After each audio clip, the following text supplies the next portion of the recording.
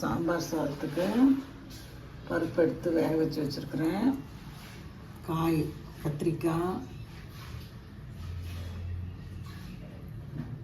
முள்ளங்கி, beans cut பண்ணி வச்சுருக்கிறேன். வெங்காயம் கட் பண்ணி வச்சுருக்கிறேன். அரிசி 1 டம்ளர், சின்ன பிளாஸ்டிக் டம்ளரில் 1 டம்ளர் அரிசி எடுத்து ஊற வச்சு வச்சுருக்கிறேன். 1 டம்ளருக்கு 1/2 டம்ளர் பருப்பு, 1/2 டம்ளர் கொஞ்சம் மேலேயே பருப்பு, கொஞ்சம் பருப்பு எடுத்து வச்சுடுவேன் ரசத்துக்கு ஏதாவதுக்கு, மீதி தான் போடுவேன். புளி ஊற வச்சு வச்சுருக்கிறேன் பாருங்கள்.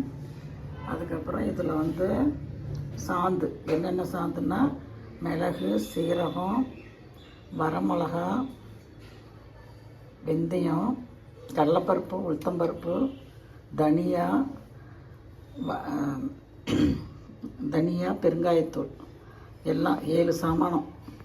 கடலைப்பருப்பு, உளுத்தம்பருப்பு, மிளகு, சீரகம், வெந்தயம், தனியா, தேங்காய், இது சேர்த்துனா 7, வரமிளகாவை சேர்த்துனா. அதுக்கப்புறம் பெருங்காயத்தூள் போட்டு அரைச்சி வச்சுருக்கிறேன். வறுத்து எண்ணெய் ஊற்றி கடாயில் வறுத்து அரைச்சி வச்சுருக்கிறேன். இதெல்லாம் சேர்ந்து சாம்பார் சாதம் செய்வேன். தேங்க்யூ.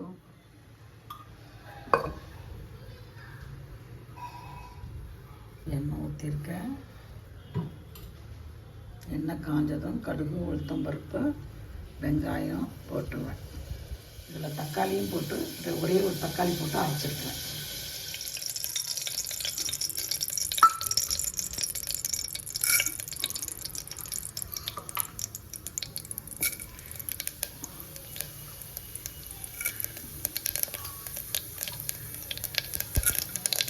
கடுகு, உளுத்தம்பருப்பு, கருவேப்பிலை போட்டுருக்கேன்.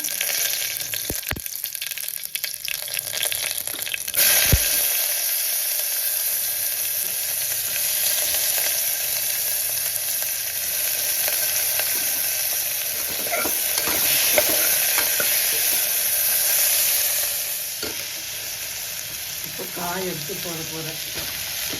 கத்திரிக்காயெல்லாம் கொஞ்சம் பெருசாக கட் பண்ணியிருக்கேன். ஏன்னா அழிஞ்சு போயிடும், அதனால் கொஞ்சம் கத்திரிக்காய் பெருசாக, பீன்ஸு அது தகுந்த மாதிரி. கத்திரிக்காய் சீக்கிரம் வந்துடும் இல்லைங்களா.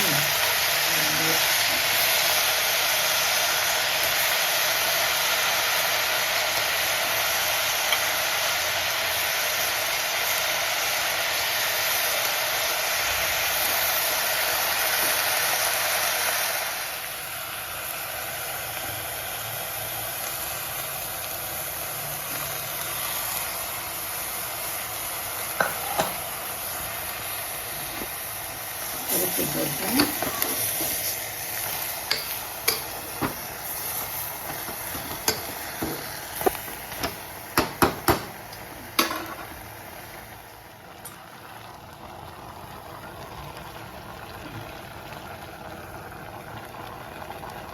சாந்து மிக்ஸி கழுவி தண்ணி ஊற்றுவேன். முதல்ல சாந்து மட்டும் ஊற்றிட்டேன்.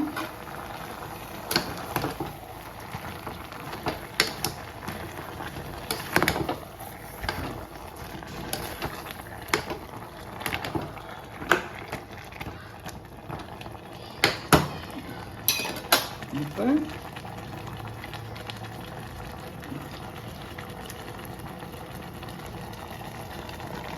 புளி,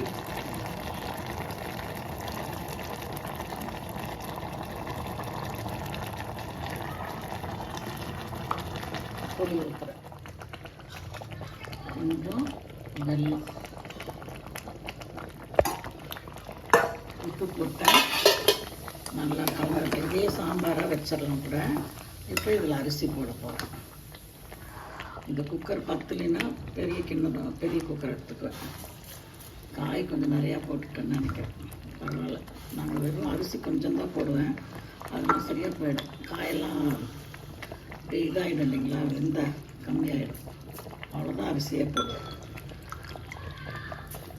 1 டம்ளர் அரிசி தானே.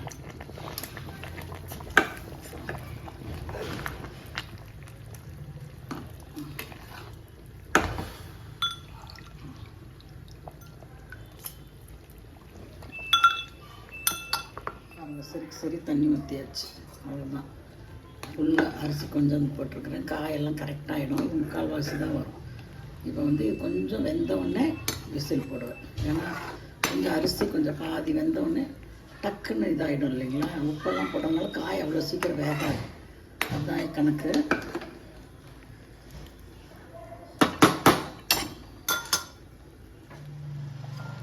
பாருங்கள், அரிசி கொஞ்சம் வெந்துருச்சிங்களா, வெந்த மாதிரி இருக்குது. கொஞ்சம் கரெக்டாக ரெண்டுமே தண்ணி இதுவும் கலந்த மாதிரி இருக்குது இல்லைங்களா. இந்த சமயத்தில் மூடி போடுவேன். ஸ்லோவில் தான் வச்சுருக்கேன். ஸ்லோவில் வச்சு மூடி போட்டு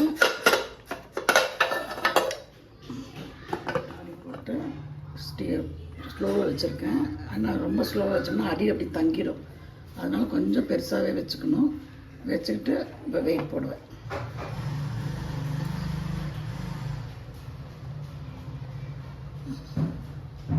ஸ்டீம் வந்தோடனே வெயிட் போட்டு 2 விசில், அவ்வளோதான். ஸ்டீம் வந்துச்சு. இப்போ வெயிட் போட்டுருவேன். வெயிட் போட்டு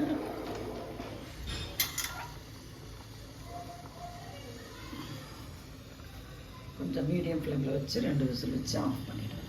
ஆஃப் பண்ண ஒரு விசில் வந்துருச்சு. இன்னொரு விசில் வரணும், அவ்வளோதான். ஆஃப் பண்ணிவிடுவேன். இன்னொரு விசில் வந்தோடனே ஆஃப் பண்ணிவிடுவேன். கரெக்டாக ஒரு 5 to 10 minutes ஆகும். ஸ்லோ பண்ணிவிட்டு ஆஃப் பண்ணிவிடுவேன். அவ்வளோதான். கொஞ்சம் ஸ்லோ பண்ணி ஒரு 2 நிமிஷம் வச்சுட்டு ஆஃப் பண்ணிவிடுவேன். அவ்வளோதான். என்னோடய சாம்பார் சாதம் ரெடி ஆகிட்டுரும். அடுப்புலேயே வைக்கக்கூடாது, அந்த சூட்லேயே அடி பிடிச்சிடும். அதனால கீழே இறக்கி வச்சுட்டேன். பார்த்தீங்களா, இதுதான் மெத்தடு. ஹலோ ஃப்ரெண்ட்ஸ், இங்கே பாருங்கள், சாம்பார் சாதம் செஞ்சு முடிச்சாச்சு. இப்போ பாருங்கள், காமிக்கிறேன். கலக்கலை, எதுவும் செய்யலை, அப்படியே தான் இருக்குது. நான் இப்போ தான் கலக்க போகிறேன். பாருங்கள், உங்கள் முன்னாலேயே கலக்கிறேன்.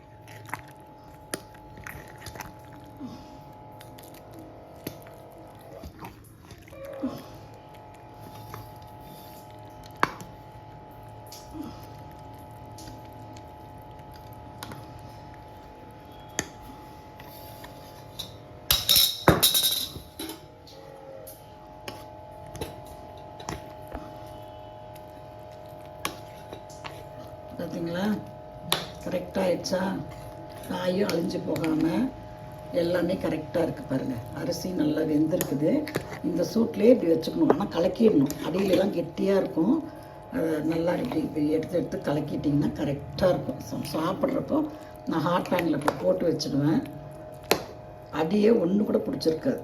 நான் ஹாட் பேனில் போட்டு வச்சுட்டு குக்கரையும் காமிக்கிறேன்.